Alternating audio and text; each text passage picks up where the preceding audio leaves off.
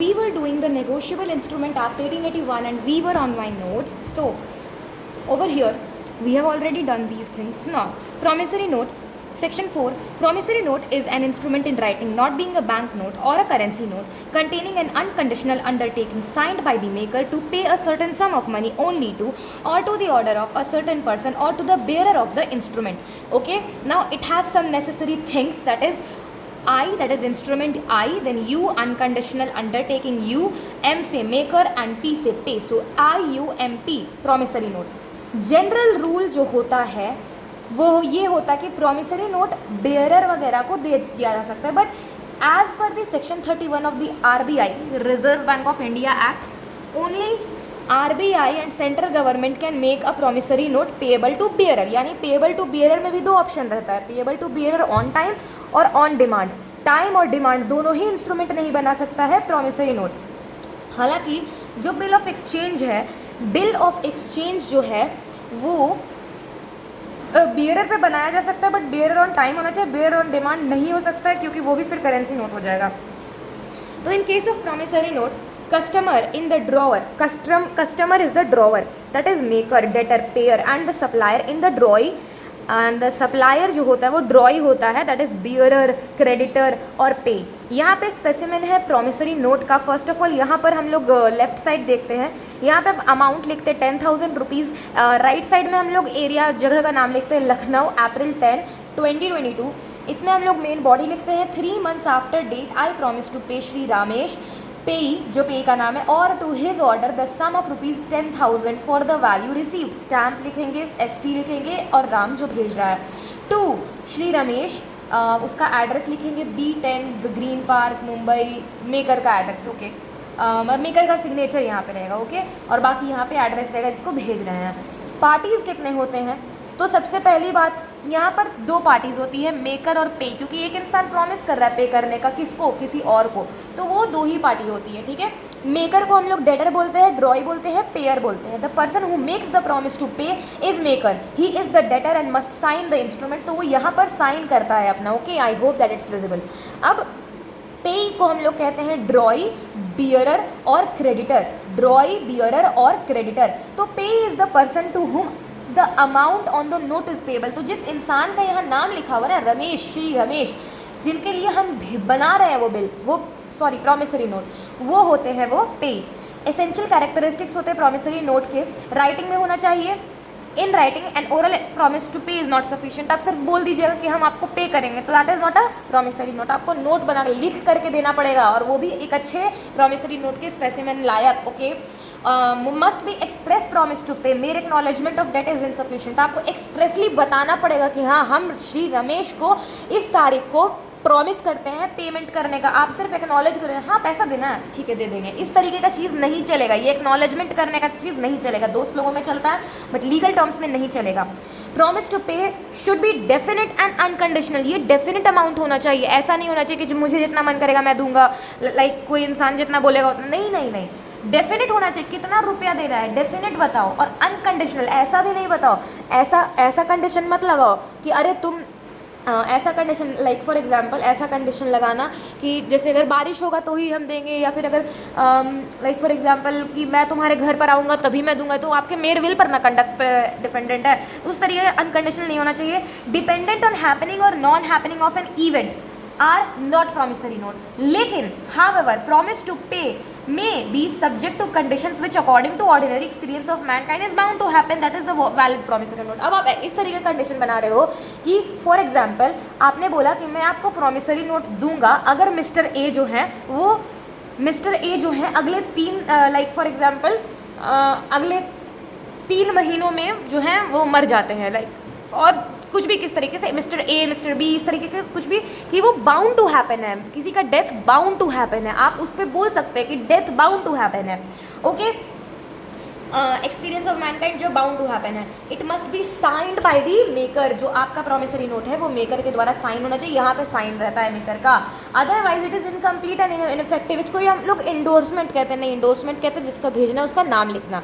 पे money only, आप सिर्फ और सिर्फ मनी भेज सकते हो और कुछ नहीं, आपको पैसा ही देना है। आप ये नहीं करोगे कि आप ऐसा नहीं बोलोगे कि मुझे ठीक है जो आपको मुझे 10,000 रुपये देना है ना, चलो मैं आपको 5,000 का टॉफ़ी दे देता हूँ, 5,000 रुपये देता हूँ, नहीं चलेगा, आपको सिर्फ मनी ओनली ही देना है, बार्टर इसमें नहीं चलेगा। Pay a certain sum but if the amount payable can be easily ascertain तो promissory note is valid. Maker and payee must be certain, definite and different person. A promissory note can not be made payable to bearer, जो कि मैंने बोला section 31 of RBI act 1934। Only RBI or the central government can make or issue a promissory note payable to bearer और must be a properly stamped and cancelled by the maker signature. आप लोग cancelled check का नाम सुने हैं, उसमें आप नाम लिख करके उसमें एक ऐसे करके कैंसिल का साइन बनाते हो तो वो उसको कैंसल्ड चेक कहते हैं। तो यही बता रहा है कि मस्ट बी प्रॉपरली स्टैम्प्ड, वो जो प्रॉमिसरी नोट है उसमें स्टैम्प होना चाहिए और वो कैंसल्ड होना चाहिए मेकर के सिग्नेचर से। मेकर सिग्नेचर करता है ना तो उसको कैंसल्ड चेक बोलते हैं। और initials on such stamp in accordance with the Indian stamp act 1899। तो हमने देखा बेसिकली 8 पॉइंट्स हैं यहाँ पर, ठीक है, 8 पॉइंट्स हैं यहाँ पर, ओके। और वहाँ पर आप लोग देख सकते हैं कि यहाँ पर देखो राइटिंग में W, एक्सप्रेस में E, डेफिनेट और अनकंडीशनल में D, साइंड में S, मनी ओनली में M, सर्टेन में C, फिर सर्टेन डेफिनेट में भी C, उसके बाद देखो आरबीआई वाला तो आपको पता ही है, उसके बाद स्टैम्प्ड एंड कैंसल्ड में S। तो यहाँ पे देखो हमने बनाया WED SMCC DB, वेड SMCC DB, ये प्रॉमिसरी नोट के एक एसेंशियल कैरेक्टरिस्टिक्स। अब आते हैं बिल ऑफ एक्सचेंज में सेक्शन 5। तो बिल ऑफ एक्सचेंज क्या है अब? तो बिल ऑफ एक्सचेंज है हमारा सेक्शन 5। तो bill of exchange is an instrument in writing, तो ये भी इंस्ट्रूमेंट है, कंटेनिंग एन अनकंडीशनल ऑर्डर। वहाँ क्या था? वहाँ था अंडरटेकिंग, देखो वहाँ पर था अंडरटेकिंग, अनकंडीशनल अंडरटेकिंग। यहाँ पर क्या? Containing an unconditional order signed by the maker directing a certain person to pay a certain sum of money only to or to the order of a certain person or to the bearer of the instrument। यानी कि bill of exchange तो एक instrument है writing में, negotiable instrument नाम है तो सारा तो इंस्ट्रूमेंट ही होगा। इंस्ट्रूमेंट है राइटिंग में, अनकंडीशनल ऑर्डर रहता है, signed by the maker directing a certain person to pay a certain sum of money only to or to the order of a certain person or to the bearer of the instrument, ठीक है। अब इसमें क्या क्या है? Instrument का I, unconditional order का O, maker का M, डायरेक्टिंग का D, IOMD। उसमें क्या था? IUMP, instrument, unconditional undertaking, maker और पे, ठीक है, प्रॉमिस करते हैं उसमें। इसमें बिल ऑफ एक्सचेंज में ऑर्डर है, ये अंडरटेकिंग नहीं है, ठीक है। अब देखो 3 पार्टी होती है इसमें, drawer and pair could be the same person, ठीक है, सॉरी ड्रॉवर एंड पे, I am so sorry, drawer और पे जो है वो could be the same person, ऐसा हो सकता है। कैसे होगा हम लोग बताएंगे, ठीक है। ड्रॉवर जो और पे, ड्रॉवर ड्रॉई और पे होता है। ड्रॉवर होता है जो बिल ऑफ एक्सचेंज बनाता है, ड्रॉई होता है जिसको बिल ऑफ एक्सचेंज दिया जाता है, और पे होता है जिसको मिलेगा, रिसीव होगा। तो आपको देख के नहीं लग रहा कि जो ड्रॉवर बनाया है उसी को मिलेगा, लेकिन देखते हैं हम लोग। Bearer on demand not allowed, bearer on time allowed, bearer plus time is allowed, ठीक है। ये स्पेसिफाइड है बिल ऑफ एक्सचेंज का। यहाँ पर देखो मिस्टर ए जो ड्रॉवर है, जो बना रहे हैं, ठीक है, जो बना रहे हैं, उनका address 48 MP Nagar Bhopal MP, अप्रैल 10/2022। ये जो बना रहे हैं वो 10,000 रुपीज़ यहाँ पे अमाउंट आ गया। 4 months आफ्टर डेट, जो डेट लिखा हुआ है ना उसके 4 महीने बाद, पे to Mister B pay a sum of rupees 10,000 for a value received to Mister C जो हमारे ड्रॉई हैं जो पे करेंगे। 576 area colony Bhopal MP, signature आपका Mister A.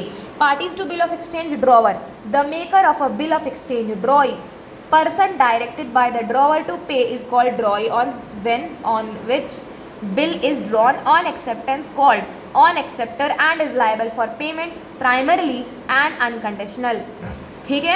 Pay, person name to whom or to whose order money is directed to be paid, ठीक है। person name to whom or to whose order money is directed to be paid, जिस पे आप नाम लिखते हो पे करेगा वो।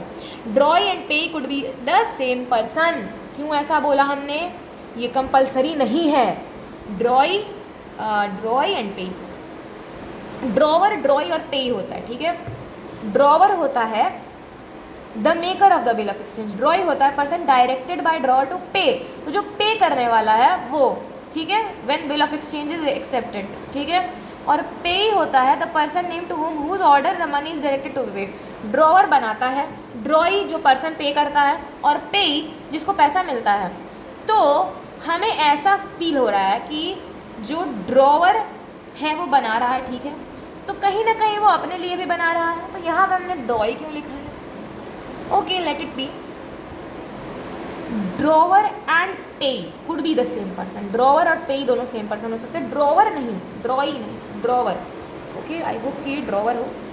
If you are seeing it you can tell me if I am doing anything wrong. Okay, अब देखो ये हो गया ड्रॉवर, ड्रॉई और पे पता चल गया। अब देखो essential characteristics bill of exchange की लगभग सेम है, मैंने पहले भी बताया था, जो कि देखो नेगोशिएबल इंस्ट्रूमेंट चैप्टर का नाम है, तो सारे के सारे नेगोशिएबल इंस्ट्रूमेंट ही हैं, सबका लगभग सेम ही कैरेक्टर रहेगा। देखो essential characteristics of bill of exchange, writing में होना चाहिए, बिल्कुल सही जवाब। एक्सप्रेस ऑर्डर टू पे होना चाहिए, तो इसमें होता ही है। डेफिनेट और इनकंडीशनल होना चाहिए। Must be signed, must sign the instrument certain sum money only, must be stamped, and drawer, drawee and pay must be certain, may not necessarily be three different person, one can play the role of two. Section 31 of the RBI Act 1934, bill of exchange can't be made payable to bearer on demand. However, bill of exchange payable on demand in which money, in which the name of the payee is mentioned is valid. Order to pay Devdas on demand, ठीक है। Bill of exchange जो है not allowed, OD allowed. देखो bearer on demand जो allowed नहीं है, bearer on demand allowed नहीं है, बियरर ऑन टाइम अलाउड है, ठीक है, बियरर ऑन टाइम अलाउड है। इन शॉर्ट आरबीआई रिस्ट्रिक्ट करता है क्या क्या? प्रॉमिसरी नोट में ऑर्डर टाइम और डिमांड पर बन सकता है, बियरर तो बन ही नहीं सकता कि जो बियरर बन गया वो करेंसी नोट हो गया। Section 31 of RBI act 1934, bill of exchange order time demand चलेगा, बियरर में डिमांड गया भाड़ में क्योंकि करेंसी हो जाएगा, टाइम चलेगा। Promissory note bill of exchange में क्या क्या डिफरेंस है? उसका है डी एन पैब। क्यों? क्योंकि देखो definition you know it, promissory note is an instrument in writing not being a bank note or currency note containing an unconditional order to pay undertake, sorry देखो ऑर्डर बिल ऑफ एक्सचेंज में रहता है, undertaking promissory note में रहता है IUMP, और ये है क्या IUMD, IUMP IOMD। तो promissory note is an instrument in writing not being a bank note or a currency note containing an unconditional undertaking signed by the maker to pay a certain sum of money only to or to the order of a certain person or to the bearer of the instrument. Bill of exchange क्या है? Bill of exchange is an instrument in writing, bill of exchange is an instrument in writing containing an unconditional order signed by the maker directing a certain person to pay a certain sum of money only to or to the order of a certain person or to the bearer of the instrument. Nature of instrument. In a promissory note there is a promise to pay money. In a promissory note there is a promise to pay money.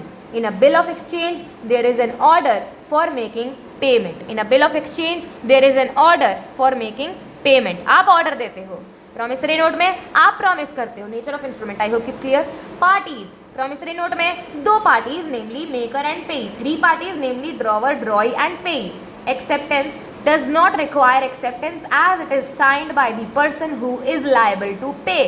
और bill of exchange में it needs acceptance from the drawee payable to bearer. Promissory note cannot be made payable to bearer, लेकिन bill of exchange में can be drawn payable to bearer, however cannot be payable to bearer on demand। तो किस पे बन सकता है? Payable bearer time पर। Cheque, अच्छा तो आई होप ये क्लियर है।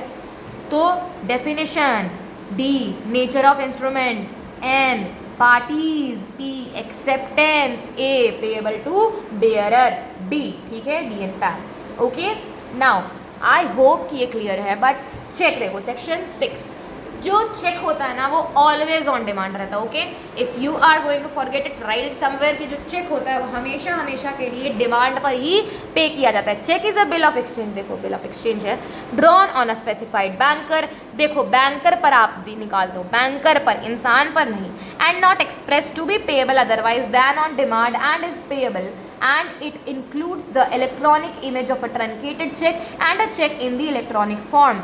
देखो ये स्पेसिफाइड बैंकर पर ही निकाला जाता है, ड्रॉ किया जाता है।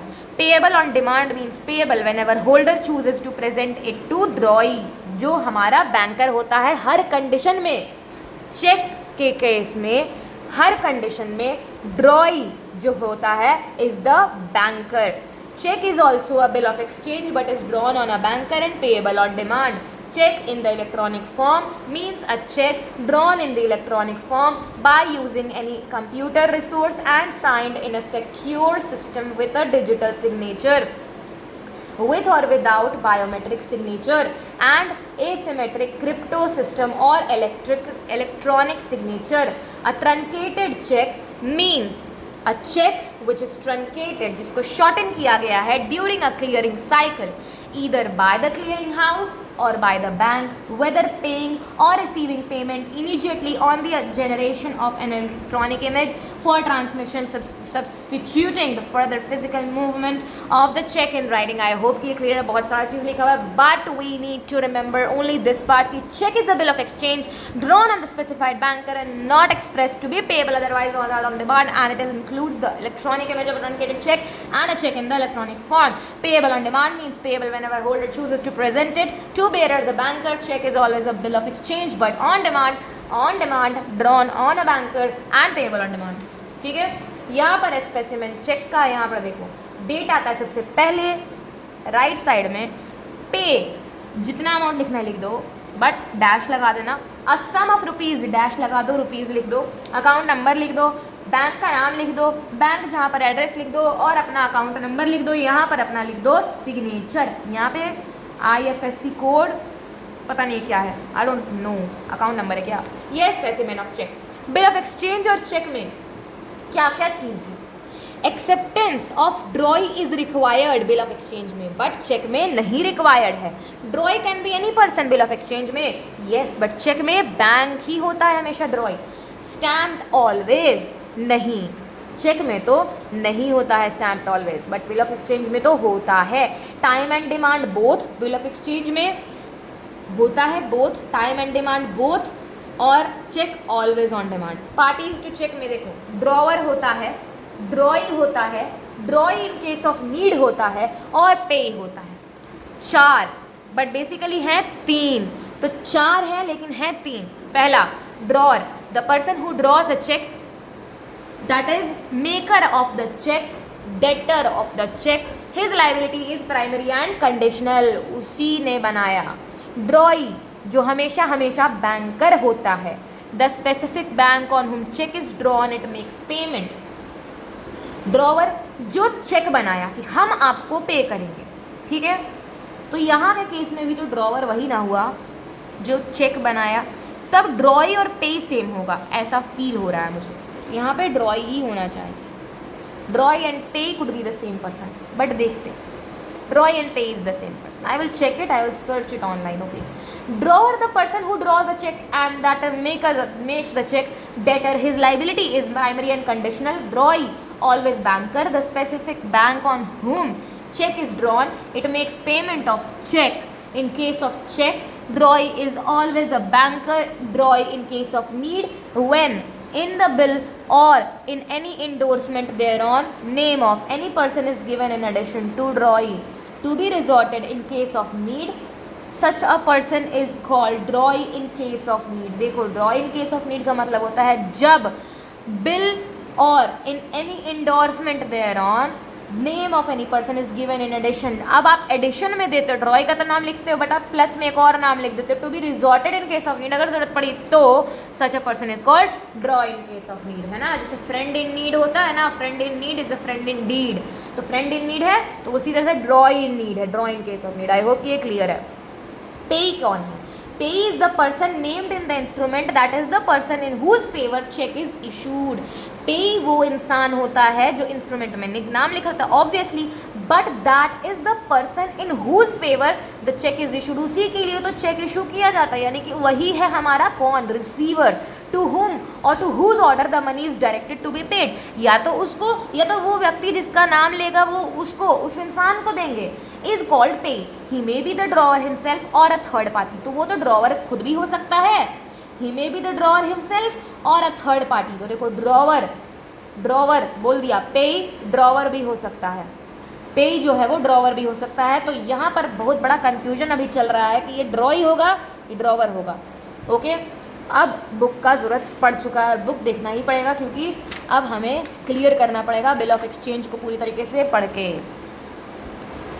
Okay, the person named in the instrument to whom or to whose order the directed to be paid, ठीक है, bill of exchange payable on demand, the order must be stamped, the order, all these three columns may not be received, one can close the roll, but there must be two distinct person in any case, section pay to the bearer the sum of rupees इतना for valid receipt, however bill of exchange payable on demand में लिखा हुआ नहीं है, लिखा हुआ नहीं है guys, anyways we will be seeing to it soon, this is a doubt. Okay, अब pay, the person named in the instrument, that is the person to in whose favor the check is issued, to whom or to whose order the money is directed to be paid is called payee. He may be the drawer himself or the third party. Essential characteristic of check क्या होते हैं, तो all the essential characteristic of bill of exchange, क्योंकि check क्या है, एक bill of exchange है, must be drawn on a specified banker, यहाँ पे हमेशा ड्रॉ ही कौन होता है, banker, always a banker. It must be payable on demand, हमेशा डिमांड पर ही पे किया जाता है.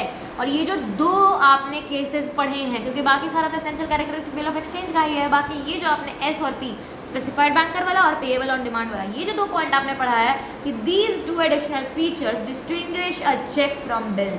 Thus all checks are bills while all bills are not checks. तो जितने भी checks हैं वो सारे के सारे बिल हैं, पर all bills are not checks.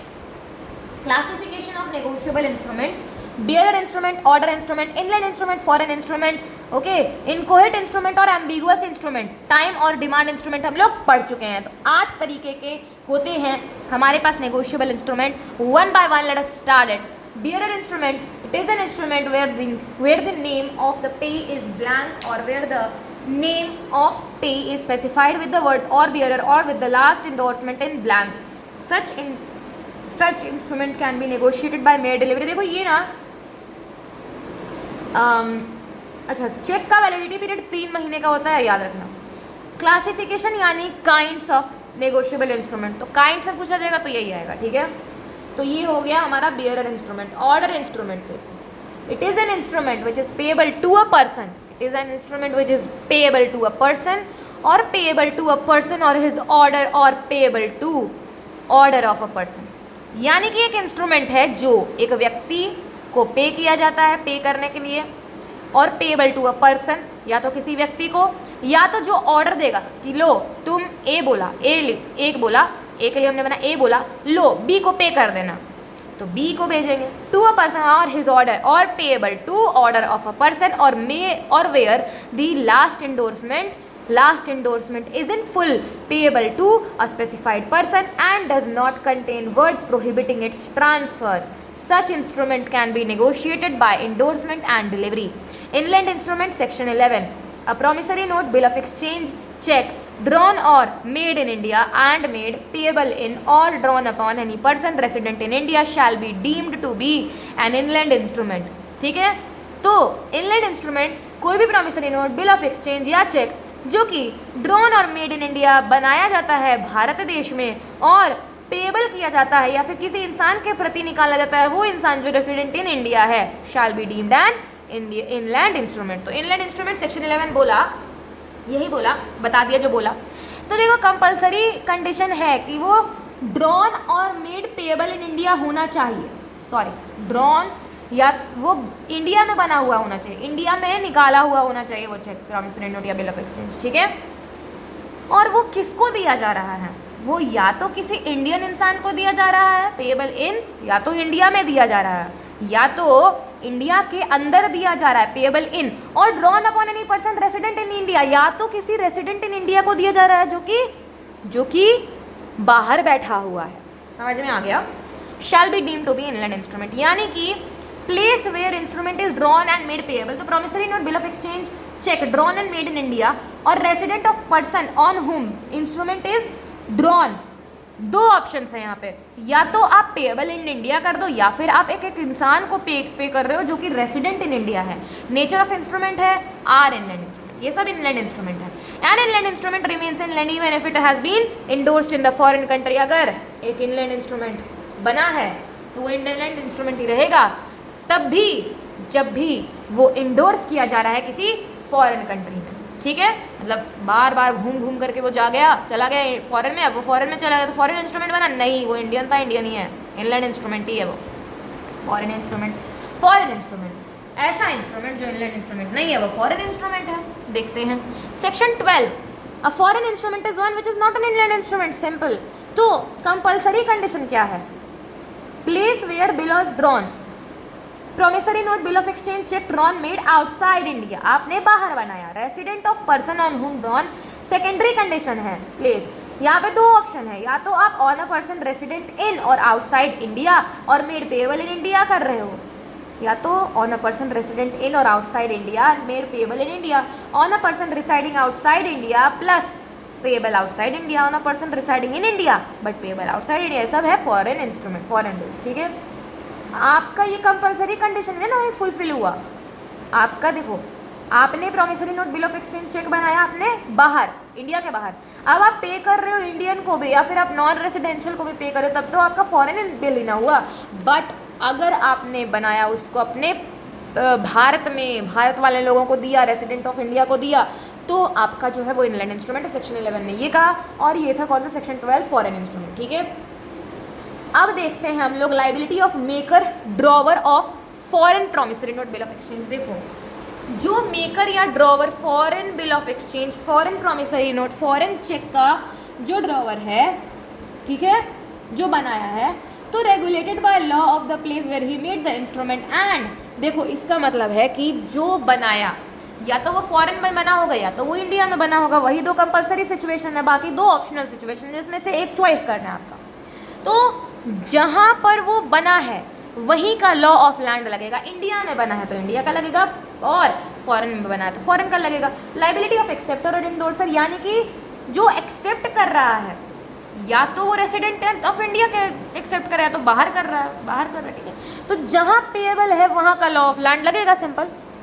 Regulated by law of the place where the instrument is made payable unless contract to the contrary, जैसा आपके कॉन्ट्रैक्ट में लिखा रहेगा, बैनर। ओके, सेक्शन 134, बनाने वाले की लाइबिलिटी। ठीक है, बनाने वाले की liability. Inchoate instrument, section 20, means an instrument, inchoate यानी कि incomplete, means an instrument that is incomplete in certain respect, drawer, maker, acceptor, endorser of negotiable instrument may sign and deliver it to another person in his capacity leaving instrument, इधर या तो सारा का सारा खाली छोड़ दो या फिर having written on it the word incomplete. This gives a power to its holder, जो है होल्ड कर रहा है उसको एक पावर मिलता है to make it complete by writing any amount either within limits specified there or within the limits specified by the stamps affixed on it. Principles of inchoate instrument is based on the principle of estoppel, यानी कि आपका principal of एस्टोपेल का मतलब है कि आपने ऐसा दिखाया कि हम पे कर रहे हैं, आपने ऐसा दिखाया ना, आपने principle of inchoate instrument is based on the principle of estoppel, आपने ऐसा दिखाया ना कि लो आपको मैं खाली चेक दे रही हूँ, आपको जो अमाउंट भरना है भर लो, आप दिखा रहे हो। तो आपने क्या पढ़ा था एजेंसी में, एस्टोपेल में, एजेंसी बाय एस्टोपेल में, the person is stopped or stopped from denying the fact that he was not the agent. ठीक है, तो principle of estoppel you know it very well. The person signing and delivering the inchoate instrument is liable both to the holder and holder in due course. Holder और holder in due course क्या होता है वो समझेंगे, पर यहाँ पर देखते हैं इनकोहेट इंस्ट्रूमेंट सेक्शन 20 का बता रहा है यहाँ पे।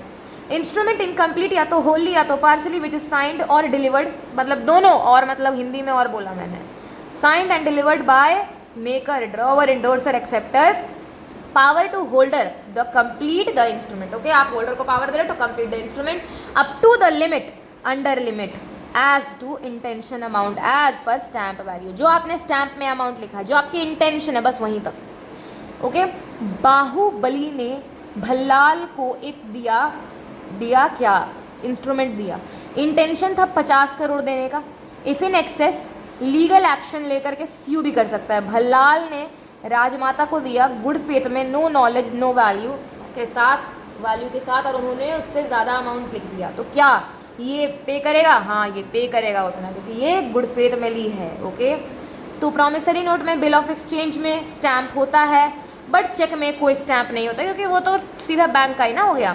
Ambiguous instrument section 17, vague, not clear. Why? Because negotiable instrument has properties of both promissory note and bill of exchange. ठीक है, okay, it could be a promissory note, it could be a bill of exchange. Holder may at its election once selected cannot change. okay, अब देखो यहाँ पर है हमारे पास based on location. Inland instrument we know it, compulsory condition है कि वो इंडिया में मेड या ड्रॉन होना चाहिए. सेकेंडरी कंडीशन है क्या, या तो पेएबल इन इंडिया, या तो drawn on resident on India, या तो हिसाब अपने देश में हो, या अपना जो बंदा है वो हिसाब करे. सिंपल सा बात है, पेएबल इन इंडिया या ड्रॉन इन इंडिया. अगर कंपलसरी कंडीशन में ही बाहर फॉरेन का इंस्ट्रूमेंट फॉरेन वाले लोग बना रहे, then no need to check the secondary condition, क्योंकि पता चल गया पहला ही कंडीशन से कि वो फॉरेन इंस्ट्रूमेंट है. Liability of maker drawer of foreign bill section 134. Liability of maker और ड्रॉवर, जहाँ बना वहाँ का लॉ ऑफ लैंड लगेगा, ड्रॉ जो कंट्री करेगा वो. लाइबिलिटी ऑफ एक्सेप्टर और इंडोर्सर, जहाँ पेएबल है वहाँ का लॉ ऑफ लैंड लगेगा, पेएबल कंट्री. ठीक है, अब यहाँ पे होल्डर और होल्डर इन ड्यू कोर्स देखो, यहाँ पे बी है, यहाँ पे आई है, यहाँ पे एच है. तो बी ने आई को प्रॉमिसरी नोट किया प्रेशर में 1 लाख, प्रेशर में आकर के बोला कि चलो मैं आपको 1 लाख दे दूँगा. अर्जेंट नीड ऑफ मनी था आई को, उसने दे दिया एच को ये पैसे का चेक. एच बन गया holder in due course. Holder in due course कब है, अगर बिफोर ड्यू डेट दिया, गुड फेथ में दिया, विदाउट नॉलेज दिया ऑफ डिफेक्ट ऑफ डिस्क्लोजर तब. और other scenario forged the sign, गलत साइन करके चोरी का माल दिया.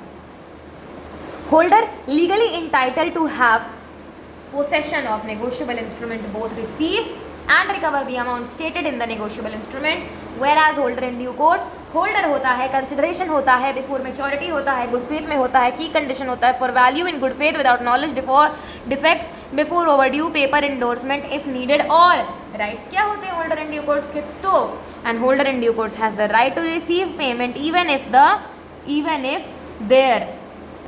if there were problems with the instrument before they acquired it, such as fraud or forgery.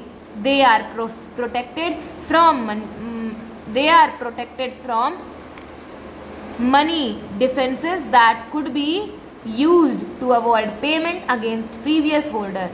ठीक है, money defenses that could be avoid used to payment against previous holder. देखो, the principle of this rule of an inchoate instrument is based on the principle of estoppel. तो ये हमारा principle of estoppel पे dependent है. mean the principle of estoppel is based on the idea that if someone causes another person to act on the basis of a particular state of affairs, then A cannot go back to their words or actions that led B to act in that way. जो वादा किया है आपने वो आपको निभाना पड़ेगा. Holder of such instrument cannot recover the amount in excess of the amount intended to be paid by the signer.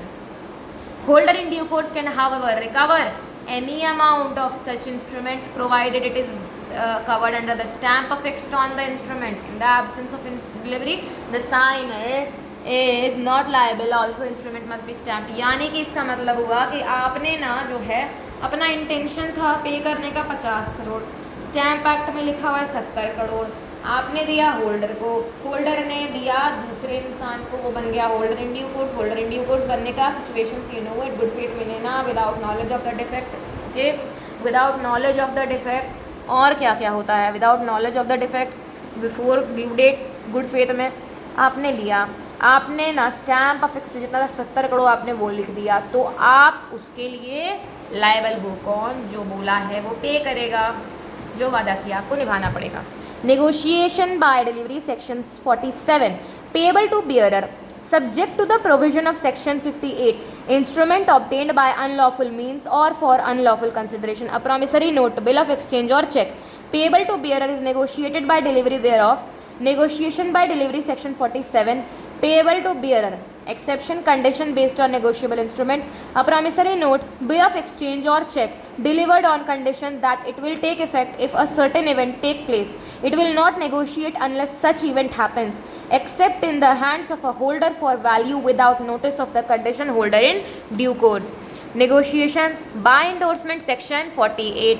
Payable to order subject to the provision of section 58. Promissory note, bill of exchange or check payable to order is negotiated by the holder और holder by endorsement and delivery, तो payable है to the order in negotiated by the holder by endorsement delivery. Ambiguous instrument देखो section 17, where an instrument may be constructed either as a promissory note or bill of exchange, holder may at his discretion treat it as either. Thus an instrument which is vague and cannot be clearly identified either as a bill of exchange or as a promissory note is an ambiguous instrument. Thus after exercising his option, holder can't change that it is other kind of instrument. I promise to pay Ram sum of 10,000 rupees which is to be paid by Shyam 3 months after date. अब आपने ये जो sentence पढ़ा, आपको समझ में आ रहा है कि क्या बोल रहा है? पहला तो वो प्रॉमिस कर रहा है कि वो राम को पे करेगा 10,000, अब आप सीधे बोल रहे हो कि वो जो 10,000 है वो पे करेगा श्याम आपको 3 महीने डेट के बाद, तो मतलब ये तो क्या मतलब हद ना हो गई। आपका जो बात है सेंटेंस से पता ही नहीं चल रहा आपके जज्बात क्या हैं। तो अगर आपने प्रॉमिसरी नोट मांगा तो Ram will come to Rahul for payment, यानी कि I promise to pay Ram sum of rupees 10,000 which is to be paid by Shyam 3 months after date, तो राम जो है वो come to Rahul for payment. अगर आपने बिल ऑफ एक्सचेंज माना तो Ram will go to Shyam for payment. Ambiguous instrument का एग्जाम्पल है डिमांड ड्राफ्ट, जस्ट शो करना है कि पैसा गारंटी मिलेगा। ओके, सेक्शन 17 था ambiguous instrument where it is vague और अनक्लियर कि कौन क्या है, या तो प्रॉमिसरी नोट है या तो बिल ऑफ एक्सचेंज है, क्या है। नेगोशिएशन यानी कि transfer of negotiable instrument, section 14।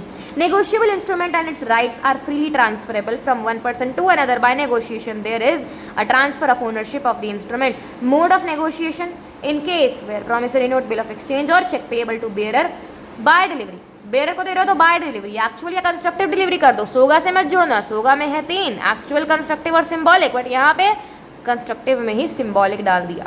Okay, in case where promissory note, bill of exchange और cheque payable to order, bearer को दिया तो मेल डिलीवरी, ऑर्डर को दिया तो endorsement plus delivery. Negotiation by delivery, section 47।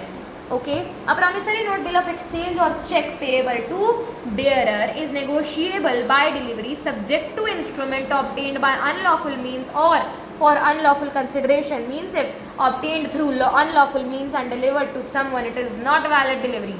Exception, promissory note, bill of exchange or check delivered on condition that it is not to take effect except in a certain event is not a negotiable instrument unless such event happens. Except in the hands of a holder for value without notice of the condition, holder in due course. Except अगर आपको in the hands of holder for value, अगर value से है without notice, तो आप holder in due course हो, मुबारक हो। Okay, अब हमारे पास है कुछ और sections जो हम लोग देखेंगे। यहाँ पर है हमारे पास सेक्शन 57। तो अच्छा, यहाँ पे क्लैरिफिकेशन कुछ दिया हुआ है कि the instrument can't be conditional but delivery can be conditional. Delivery conditional हो सकता है बट आपका जो इंस्ट्रूमेंट है वो कंडीशनल नहीं होना चाहिए। Negotiation by endorsement, section 48। Promissory note, bill of exchange और cheque payable to order endorsement and delivery is negotiated by the holder by endorsement and delivery subject to the instrument obtained by unlawful means or unlawful consideration. Section 46, importance of delivery in negotiation. Delivery is essential whether payable to bearer or order for effecting the negotiation. It must be voluntary and subject and object should be to pass the property in the instrument. Types of delivery. Delivery can be actual or constructive. Actual delivery है instrument changes hands physically. Constructive delivery है instrument is delivered to agent, clerk, servant of endorsee on his behalf or when endorser after endorsement holds the instrument as again agent of endorsee. यानी कि constructive delivery में आप किसी भी authorised person को आप बोलते हो कि आपने आपको बोला कि जो है मैं सामान इनके लिए होल्ड करता, अब मैं आपके लिए होल्ड कर रहा हूँ, ये हो गया आपका कंस्ट्रक्टिव डिलीवरी। क्लैरिफिकेशन, सोगा में तो 3 तरीके हैं, actual, constructive, symbolic. Here 2 he type के हैं और मैंने बोल दिया जैसा सिंबॉलिक ना कंस्ट्रक्टिव में डला हुआ है इस वाले unit. Fulfillment of contract on negotiable instrument remains incomplete and revocable until delivery. Delivery is essential not only at the time of negotiation but also at the time of making or drawing of negotiable instrument. Rights in instrument are not transferred to endorsee unless after endorsement is delivered. ठीक है, delivery of L क्या है, ये LR legal representative. Guys, यहाँ पे paper फट चुका है, आई डोंट नो व्हाई। ठीक है, तो endorsed and delivered by legal representative. If a person makes the endorsement but before delivery to endorser, endorser dies, मर जाता है, वो कबड़ में रख करके मर गया, ठीक है, लिख दिया था इंडोर्स कर दिया था, but before delivery endorser dies, the legal representative of deceased person cannot negotiate the same by mere delivery. Legal representative है ना, वो नहीं दे सकता है। सेक्शन 57 यही कहता है, लीगल रिप्रेजेंटेटिव एजेंट नहीं होता है डिसीज्ड पार्टनर का। Therefore it cannot complete the instrument of it was executed by the disease but could not be delivered because of his death when instrument is conditionally or for special purpose only, property in it does not pass to transfer even though endorsed or unless instrument is negotiated by holder in due course. देखो, holder in due course को मिला तो कर सकता है, तो उसका legal representative कर सकता है। ओके, अब यहाँ पे डिसऑनर ऑफ चेक आ रहा है for insufficiency of fund, but उससे पहले हम लोग यहाँ पर शॉर्ट में देख लेते हैं section 57। The legal representative of a deceased person can not negotiate by delivery only a promissory note, bill of exchange or check payable to order or endorsed by deceased but not delivered. A legal representative is not an agent of the deceased, therefore a legal representative cannot complete the instrument if the instrument was executed by the deceased but could not be delivered because of death, delivery, property pass, right to receive money, making plus negotiation. Importance है, actual physically hand over करते हो, पे को constructive indirect तरीके से agent या servant के द्वारा अथॉरिटी को ट्रांसफर करते हैं। Importance of delivery, section 46, delivery of an instrument is essential. Delivery of an instrument is essential whether the instrument is payable to the bearer or order for effecting the negotiation. The delivery must be voluntary and the object of delivery should be to pass the property in the instrument to the person to whom it is delivered. The delivery can be actual or constructive. Actual delivery, constructive delivery. Time of delivery, actual delivery, constructive delivery. Actual delivery may take place when the instrument changes hand physically. Constructive delivery में takes place when the instrument is delivered to the agent, clerk या फिर servant जो कि authorised है।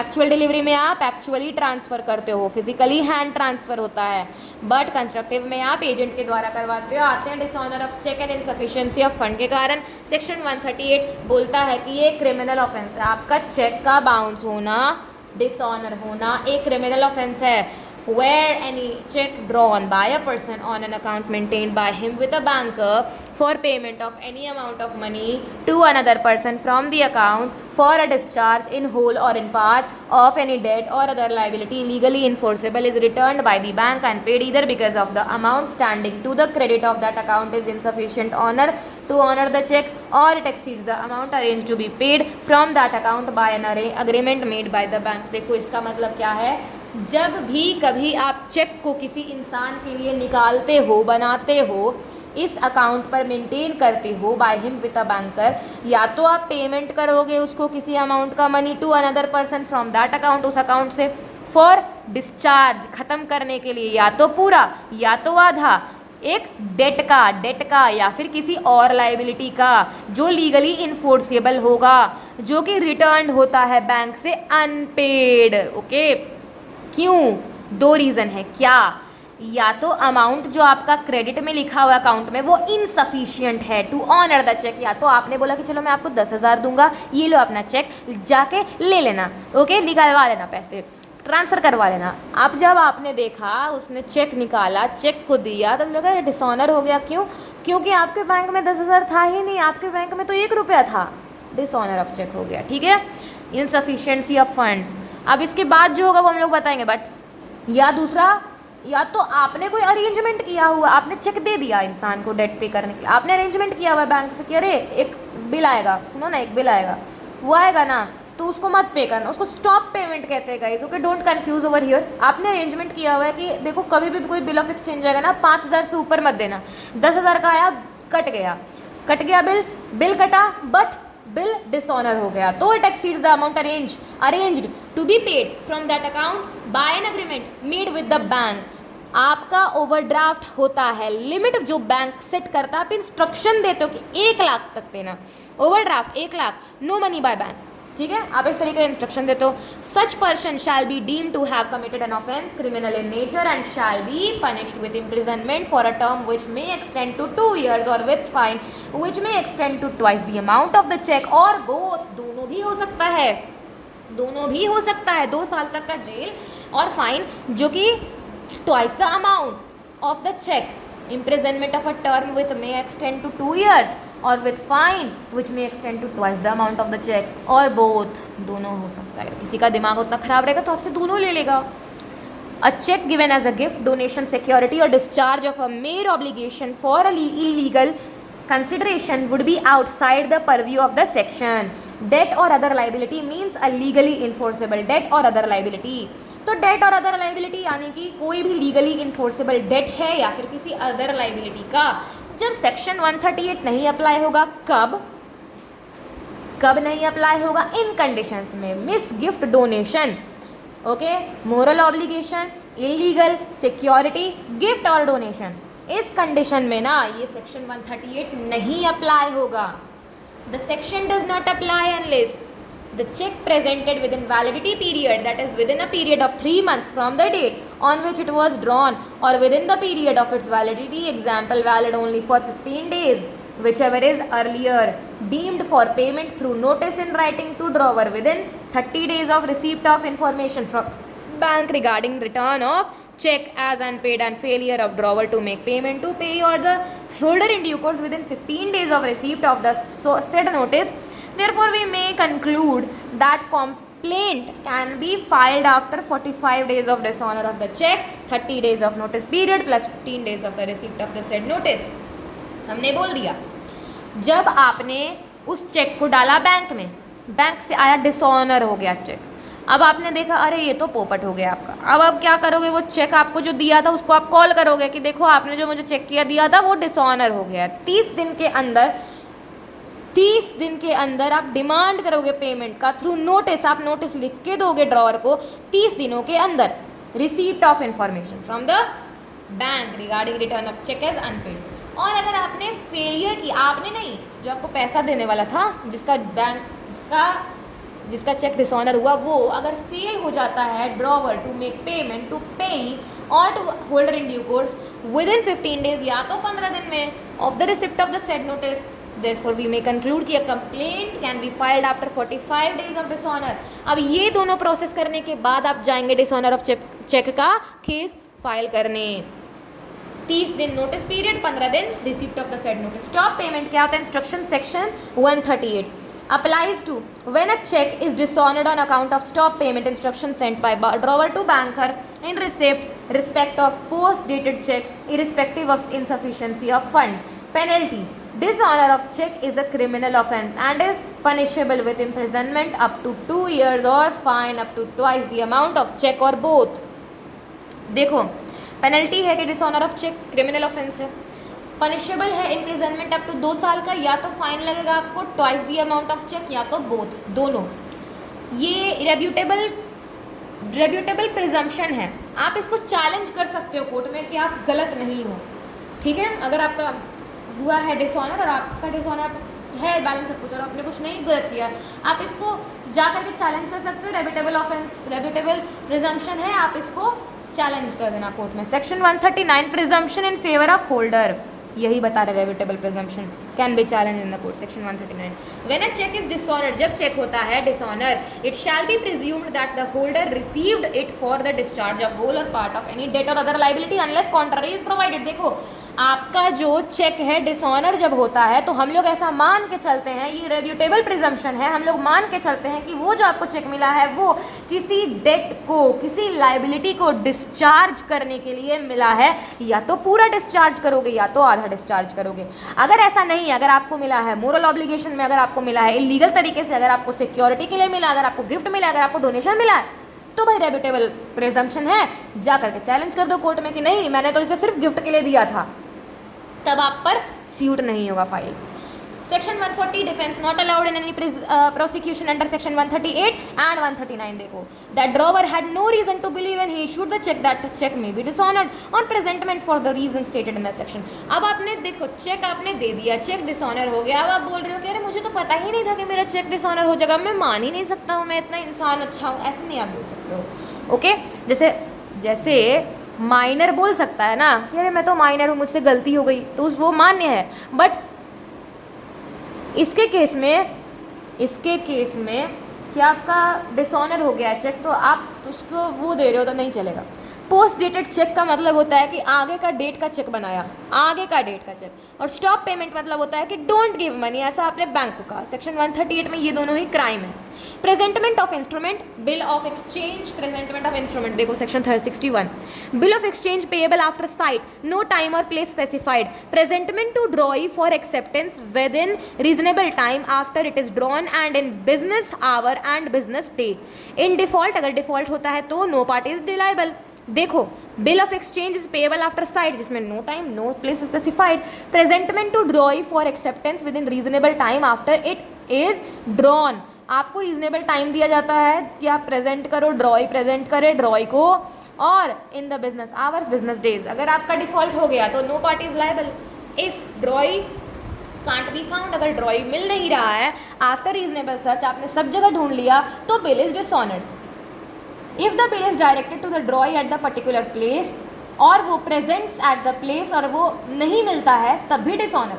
अरे अगर authorised by agreement और usages, authorise किया गया है बाय अग्रीमेंट और usages through post office by means of registered letter is sufficient. आपको जिस तरीके से बोला गया था प्रेजेंट करने के लिए, आपने वो कर दिया, तो आपका काम हो गया, खत्म कहानी। प्रेजेंटमेंट ऑफ इंस्ट्रूमेंट सेक्शन 61 से लेकर के 77 तक है। स्टेज 1, आपने प्रॉमिसरी नोट या फिर बिल ऑफ एक्सचेंज या फिर चेक आपने बनाया, मेकर ड्रॉवर, ठीक है। स्टेप 2, एक्सेप्ट हुआ, या तो प्रॉमिसरी नोट एक्सेप्ट हुआ, नहीं हुआ, ठीक है, एक्सेप्ट हुआ, बिल ऑफ एक्सचेंज हुआ, चेक हुआ, नहीं हुआ। स्टेज 3, फाइनल पेमेंट में आपने प्रॉमिसरी नोट बनाया और मेकर और पे ने पेमेंट को किया, तो बिल ऑफ एक्सचेंज एक्सेप्ट हुआ और ड्रॉई एनीवन एक्सेप्टर ने एक्सेप्ट किया, चेक ड्रॉवर तो ड्रॉई हमेशा bank. Presentment acceptance, presentment for acceptance, presentment for payment, presentment for acceptance only in case of bill of exchange. अच्छा, प्रेजेंटमेंट का बताया जा रहा है, तो प्रेजेंटमेंट किस में होता है, एक्सेप्टेंस का प्रेजेंटमेंट किस में होता है, सिर्फ और सिर्फ bill of exchange he acceptance हो सकता है। प्रॉमिसरी नोट और चेक में एक्सेप्टेंस नहीं होता है, क्योंकि उसमें देखो चेक में तो हमेशा ड्रॉई तो बैंक होता है, तो उसमें चेक में हमने देखा चेक में कितने लोग हैं, चेक में parties to cheque, drawer, drawer, payer, draw in case of need. Okay, तो चेक में नहीं होता है एक्सेप्टेंस का प्रेजेंटमेंट, प्रॉमिसरी नोट में नहीं होता है, बट फाइनल पेमेंट में तीनों का होता है। Presentment for acceptance only in case of bill of exchange, not for promissory note और cheque. Example bill of exchange का देखो, पप्पू ने ऑर्डर दिया खड्डा को कि वो चड्डा को पे करेगा, ठीक है, चड्डा एक्सेप्टर है, प्रेजेंट करता है पेमेंट का, ओके, वो दे दिया वापस, इसने ऑर्डर दिया, इसका प्रेजेंटमेंट एक्सेप्ट हो गया। अगर इसने मना किया तो, अगर खड्डा ने मना किया तो डिसऑनर हो जाएगा, ओके। अब यहाँ पे है ड्रॉई या तो एक्सेप्ट करेगा या तो नहीं एक्सेप्ट करेगा। अगर एक्सेप्ट कर लेगा, अगर नहीं एक्सेप्ट करेगा ड्रॉई, तो बिल ऑफ एक्सचेंज डिसऑनर हो जाएगा। अगर नहीं एक्सेप्ट कर लिया वो, तो या तो पेमेंट करेगा या तो डिस्चार्ज हो जाएगा, ठीक है। तो नो पार्टी इज लायबल। अगर default plus not found after reasonable search, तो no party is liable drawee में। पेमेंट, प्रेजेंटमेंट पेमेंट में, बिल ऑफ एक्सचेंज में भी होता है, प्रॉमिसरी नोट में भी होता है, चेक में भी होता है, ऑल नेगोशिएबल इंस्ट्रूमेंट। अब है presentment for acceptance 61, if to be presented at a particular place it must be presented at that place. आपको बोला गया है कि आपको यहीं पर देना है, तो आपको वहीं पर ही देना है। अगर नहीं कुछ लिखा हुआ है तो रीजनेबल टाइम में, बिजनेस आवर्स में, बिजनेस डेज में, प्लेस ऑफ बिजनेस में जाओ, दे दो, अलाउ करो 48 hours to the holder to accept the bill except the public holidays. Public holidays को छोड़ करके आप 48 घंटे का समय दो होल्डर को। If the ड्रॉई can not after reasonable search be found the bill is dishonoured. आपका जो ड्रॉई है वो आपको बहुत अच्छी तरीके से सब जगह आपने देख लिया, उसके घर जा करके, उसकी दुकान जा करके, उसके हमेशा जहाँ पे वो मिलता है आपको वहाँ जा करके, चाय वाले के यहाँ पे, सब जगह के जहाँ पे आपने देख लिया और आपने reasonably as a man of ordinary prudence आपने रीजनेबल सर्च किया बट वो नहीं फाउंड है, then the bill is dishonoured. In default of such presentment no party there is liable. अगर ऐसा डिफॉल्ट हो जाता है प्रेजेंटमेंट में तो no party is liable. Example presentment is equal to acceptance. Park, Gandhi national park, bill of exchange acceptance 4 AM। आपने बोल दिया है प्लेस और टाइम डिफाइंड है, park business place, place of business नहीं, ओके। टाइम रीजनेबल है, time for acceptance 48 hours. Promissory note presentment, maker, pair और promisor, section है 62। Promissory note presentment for site, promissory note payable at a certain period after site. Promissory note जो है payable at a certain period after site, 1 से 30 दिन तक यानी 1 महीने का वक्त आपको मिलेगा। Must be presented within a reasonable time and in business hours and of business days. In default of such presentment no party is liable there to, must be presented to the maker, okay. Time लिया आपने 1/9, 30/9, site after site 30 के बाद, ठीक है। Presentment for payment section 64, presentment for payment section 64। Promissory note, maker, bill of exchange, acceptor, cheque, drawee, bank, हमेशा bank. इसका ये क्या लिखा हुआ है, exclude if delay due to circumstances, exception दिया हुआ है प्रेजेंटमेंट फॉर पेमेंट का। Promissory note is payable on demand and not on payable on specified place. No presentment is necessary to charge the maker thereof. Payment presentment, time instrument maturity पे, demand instrument reasonable time पे, time instrument जब maturity time period खत्म, और demand instrument यानी reasonable time. 65, 66, 67, 68, 69, 70, 71, 72, 73, 74, 75, 75 और A। देखो, time instrument at maturity, demand instrument reasonable time, hours usual business hours. Promissory note payable by instalments must be on the third date after the date fixed for payment of each instalment, okay. उसके बाद we have payable at a specified place, उसी payment पे of the specified place. If no exclusive place then at the place of business if any, और at the usual residence जहाँ पे आप रहते हैं। When maker has no known place और business of resident then such presentment may be made to him in person, जहाँ पर भी वो आपको दिख जाए सही सलामत। For acceptance for payment present to agent, in case of death legal representative. अगर इंसॉल्वेंट हो गया तो असाइनी क्या होता है, सक्सेशन और असाइनमेंट। सक्सेशन में both burdens and benefits are transferred, assignment में only benefits are transferred if you remember. Section 76 when presentment is unnecessary, अगर maker, drawee और acceptor intentionally prevents the presentation of the instrument, अगर वो intentionally आपको रोकता है कि नहीं मुझे नहीं चाहिए, धन्यवाद। प्लेस ऑफ बिजनेस में आपको place of business closes such place of business on business days during usual business hours. देखो, जैसे कि नॉर्मली क्या इंसान करता है, 10 बजे से 9 बजे तक खोलता है दुकान अपना। अब जो गया पैसा लेने 5 बजे गया, अच्छा टाइम पे गया, ठीक है, शाम का समय है, कोई नहीं आता है, कस्टमर गया, उसको देख करके बंद कर दिया दुकान। या फिर अब वो मंडे को जा रहा है, नॉर्मली तो संडे को बंद रहता है, मंडे को जा रहा है, मंडे को भी बंद है, ट्यूसडे को जा रहा है, ट्यूसडे को भी बंद है उसका प्लेस ऑफ बिजनेस, थर्सडे को जा रहा है, उस दिन भी बंद है। तो वो क्या कर रहा है, वो इंटेंशनली अपना प्लेस ऑफ बिजनेस क्लोज कर रहा है ना, बिजनेस डे और बिजनेस आवर्स। तब some other specified place neither he nor any person authorized to pay is attends that place during the usual business hour, या फिर किसी और जगह जो आपको बताया वहाँ पर भी वो नहीं दिखाई दे रहा, ना ही उसका कोई आदमी दिख रहा है। ही can not after due search be found, आपने पूरे जतन लगा दिया उसे ढूंढने के लिए, आपको नहीं मिला। He has engaged some other party to pay, या फिर उसने किसी और दूसरे इंसान को, पार्टी को एंगेज कर दिया पे करने का। He himself makes a part payment और promises to pay the amount due thereon in whole और in part, waives his right to take advantage of any default in presentment for payment as against the drawer if the drawer could not suffer any damages from the want of such presentment. Section 77 है liability of banker for negligently dealing with the bill present for payment. अगर banker की गलती से आपका dishonour हो गया check तो 77 when a bill of exchange accepted payable at a specified bank has been duly presented there for payment and dishonored, bank की गलती की वजह से डिसऑनर हो गया तो आपके कैरेक्टर को क्षति पहुंची। If the banker so negligently or improperly deals with the or delivers back such bill as to cause loss to the holder, he must compensate the holder for such loss. हमने बोला कि हमने पढ़ा था कि अगर डिसऑनर हो जाता है, यहाँ पे हमने डैमेजेस, अगर ब्रीच ऑफ कॉन्ट्रैक्ट में शायद पढ़ा था, I don't remember, breach of contract था या तो क्या था, इंडियन कॉन्ट्रैक्ट एक्ट 1872 था, उसमें बताया गया था कि अगर आप बिजनेसमैन हो तो आपको कॉम्पेंसेट करेगा बैंक, क्योंकि आपका जैसे देखो जितना कम अमाउंट का डिसऑनर उतना बड़ा आपका डैमेज। आपका 100 रुपये का डिसऑनर लगा और 100 रुपये का डिसऑनर समझ में आता है, मतलब कि आपको बताया जा रहा है अरे आज के बैंक अकाउंट में तो 100 रुपये भी नहीं है। जितना कम अमाउंट उतना बड़ा डैमेज, जितना बड़ा डैमेज आपको उतना बड़ा कॉम्पेंसेशन, ठीक है। जहाँ पर compensation is not adequate remedy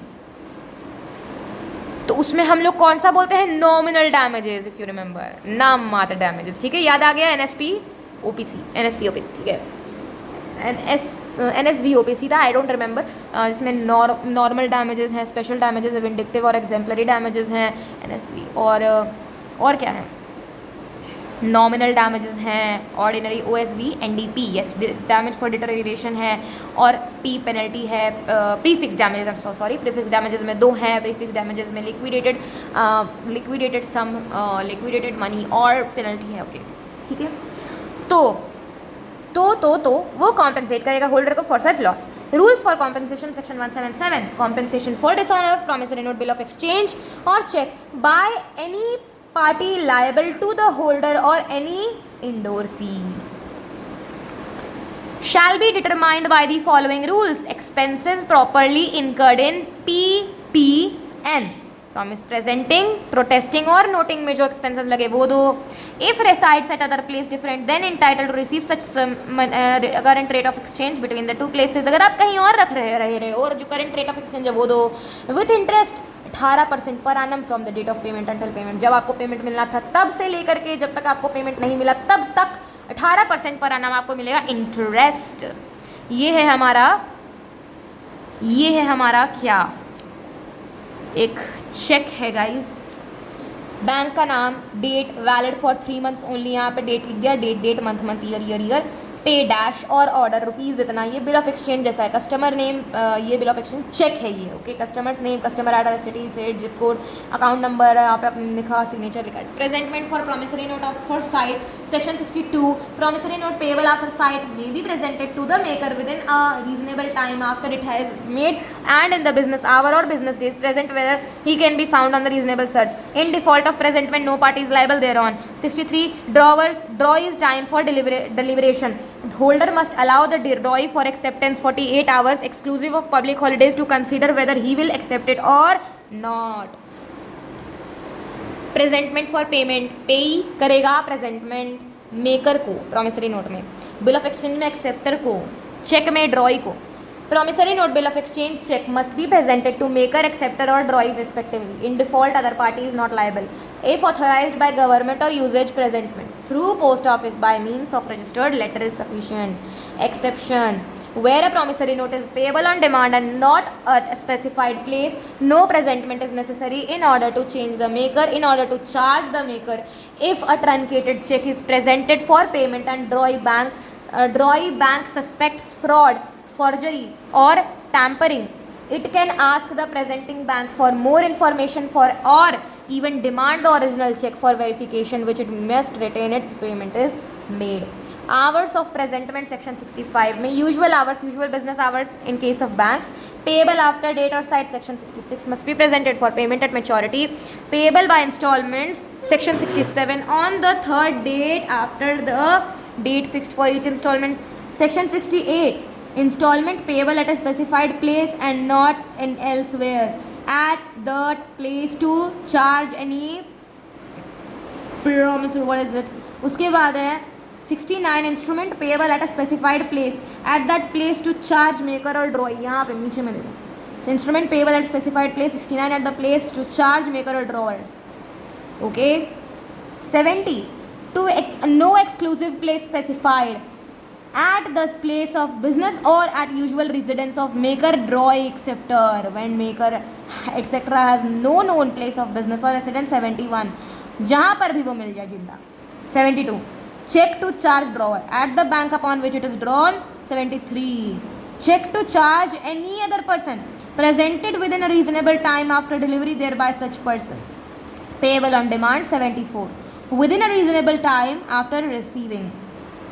Okay, then by or to agent or legal representative or assignee 75 may be made by agent LR यानी legal representative or assignee. Excuse for delay in presentment for acceptance or payment 75A. देखो अगर delay हो जाए presentment for acceptance of payment तो if caused by circumstances beyond control of holder, अगर आपके हाथ में नहीं है और जैसे फॉर एग्जांपल कोविड आ गया, आपके हाथ में नहीं ना था, तो when cause of delay ceases present within reasonable time, आपका रीजनेबल टाइम जब रहेगा देख देना, टाइम इंस्ट्रूमेंट मेच्योरिटी पर खत्म होगा, डिमांड इंस्ट्रूमेंट रीजनेबल टाइम पर खत्म होगा, वही लिखा हुआ वही बताया. 76 प्रेजेंटमेंट अननेसेसरी इंस्ट्रूमेंट डिसऑनर हो जाता है एट ड्यू डेट, यानी आप बहानेबाजी कर रहे हो, आप कर्तव्यनिष्ठ व्यक्ति पहले पार्ट पेमेंट कर देते हो, वेव कर देते हो अपना right in case of default.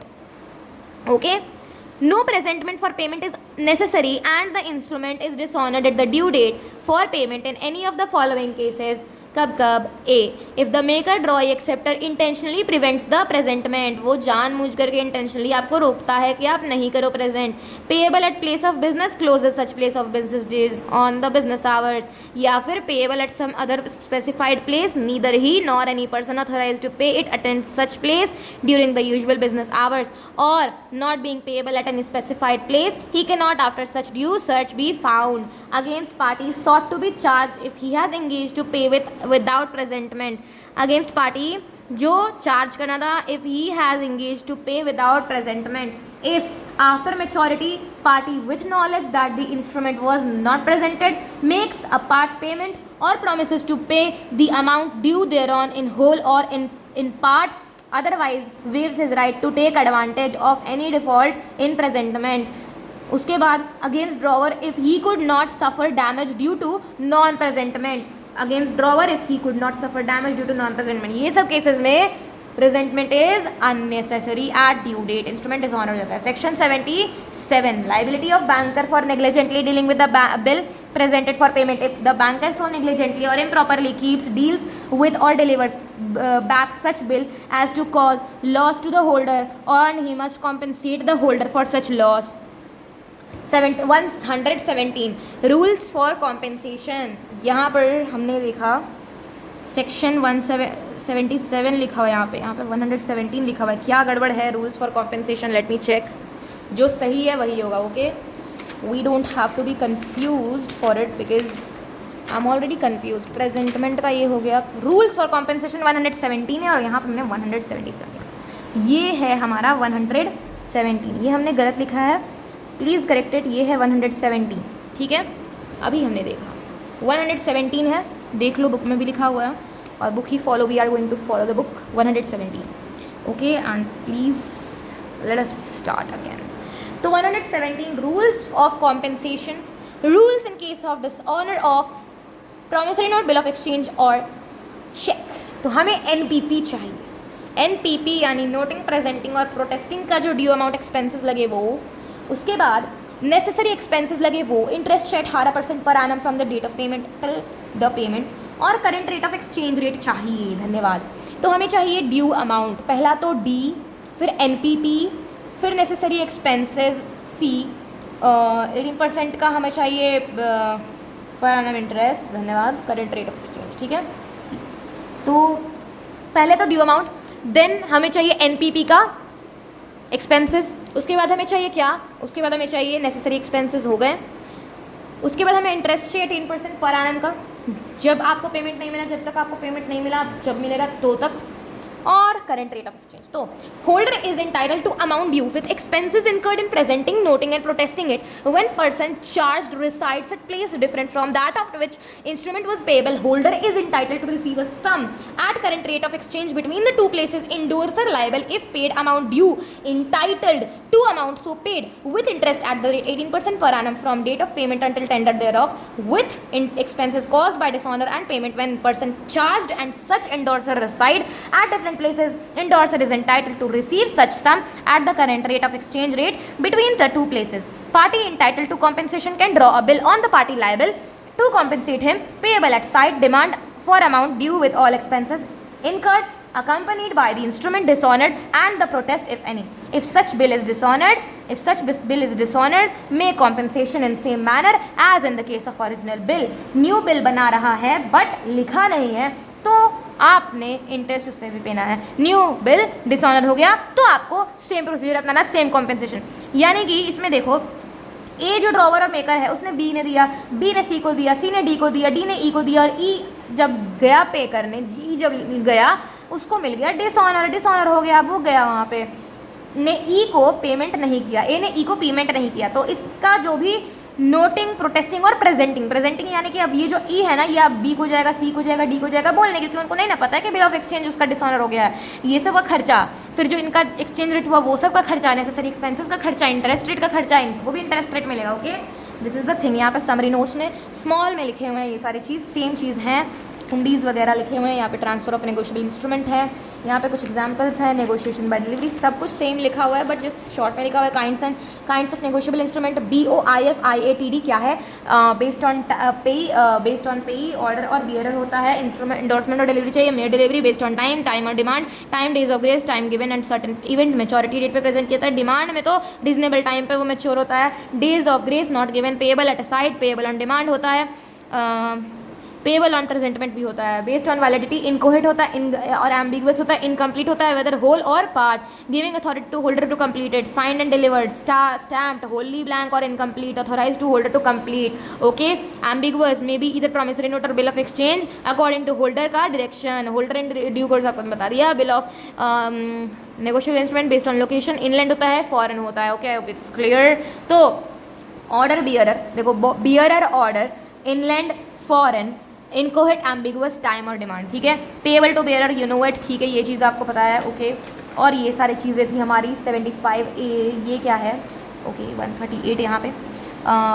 Okay, 75A, delay is excused if caused by circumstances beyond the control of the holder and not because of his default, misconduct और negligence. Exception to 64, when a promissory note is payable on demand and is not payable at a specified place, no presentment is necessary to charge the maker thereof.